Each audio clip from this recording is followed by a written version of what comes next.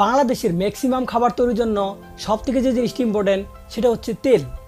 আর তেলটা যদি আনহেলদি হয় পুরো খাবারটাই আনহেলদি, আর পুরো খাবারটা যদি আনহেলদি হয় তাহলে আমাদের পুরো বডিটাই unhealthy.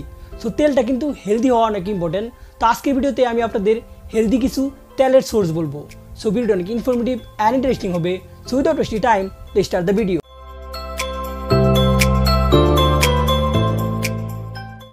Welcome back everyone, this is Zat FJ from Zat FJ fitness. তো গাইস, পৃথিবীর প্রায় সকলেই জানে হেলদি তেলের সোর্স হচ্ছে অলিভ অয়েল।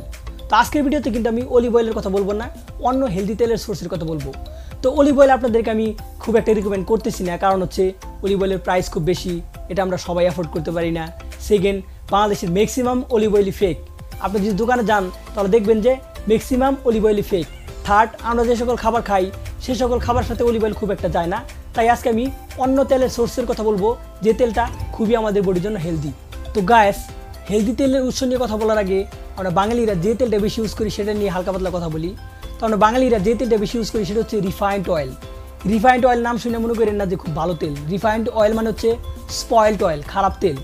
এই খারাপ তেল কেমন করে প্রসেস করা হয় আপনাদেরকে বলি। এটাকে 200 ডিগ্রি টেম্পারেচারে প্রসেস করা হয়। এর ফলে এতে কোনো প্রকার ভাইটামিন মিনারেলস থাকে না, কোনো প্রকার নিউট্রিশন থাকে না। এটা এক প্রকার ট্রান্সফ্যাট, এটা আমাদের ক্ষতি করে, কোনো প্রকার উপকারী করে না।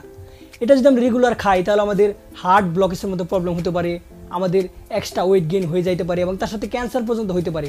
সো আপনারা অবশ্যই এই রিফাইন্ড অয়েল রেগুলার খাবেন না। তো গাইস, আপনি রিফাইন্ড অয়েল না খেয়ে যে অয়েলটা খেতে পারেন সেটা হচ্ছে cold pressed oil. Cold pressed oil নাম শুনে ভয় পায়েন না। কোল্ড প্রেসড অয়েল মানে হচ্ছে কাচ্চিঘানি তেল। আপনি যদি কাচ্চিঘানি সরিষার তেল খান, নারকেল তেল খান, তাহলে সেটা আপনাদের বডির জন্য অনেক হেলদি। তো এক প্রতিবেদন আসছিল যে সরিষার তেলের মধ্যে প্রচুর পরিমাণে ইউরোসিস অ্যাসিড আছে, তো এই জন্য অনেক দেশে সরিষার তেলটা ব্যান।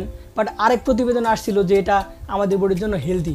তো আপনারা কিন্তু সরিষার তেল খেতে পারেন, এটা আমাদের জন্য কিন্তু আনহেলদি না। এবং তার থেকে বড় কথা হচ্ছে আমাদের আগের যে প্রজন্ম তারা কিন্তু সরিষার তেল প্রচুর ইউজ করতো, তাদের কিন্তু কোনো সমস্যা হইতো না। তো আপনারা সরিষার তেল ইউজ করতে পারেন বা আপনারা নারকেল তেল ইউজ করতে পারেন। নারকেল তেল নিয়েও এরকম সমস্যা হয়েছিল যে নারকেল তেলের মধ্যে প্রচুর পরিমাণে স্যাচুরেটেড ফ্যাট আছে, তো এটা আমাদের ইউজ করা উচিত না। বাট এখানে যে স্যাচুরেটেড ফ্যাট আছে সেটা হচ্ছে মিডিয়াম চেইন ফ্যাটি অ্যাসিড, তো এটা কিন্তু আমাদের বডির জন্য অনেক ইম্পর্টেন্ট। তো আপনারা এই দুইটা তেলের মধ্যে যে কোনো একটা তেল ইউজ করতে পারেন। তো আমি প্রেফার করি আপনারা সরিষা তেল ইউজ করবেন, কারণ সরিষা তেল আমাদের খাবার সাথে ভালোভাবে যায়। তো আপনারা এই দুইটা তেলের মধ্যে যে কোনো তেলে একটা ইউজ করবেন। আর যদি আপনি অ্যাফোর্ড করতে পারেন অলিভ অয়েল, তাহলে অলিভ অয়েল খাবেন, কোনো সমস্যা নাই। অলরাইট, এই ছিল আজকের ভিডিও। নেক্সট কী নিয়ে ভিডিও চলতে অবশ্যই কমেন্ট সেকশন জানাতে ভুলবেন না। এন্ড ভিডিওটি ভালো লাগলে then give a thumbs up, share, comment and subscribe the channel. This is Zat FJ signing out.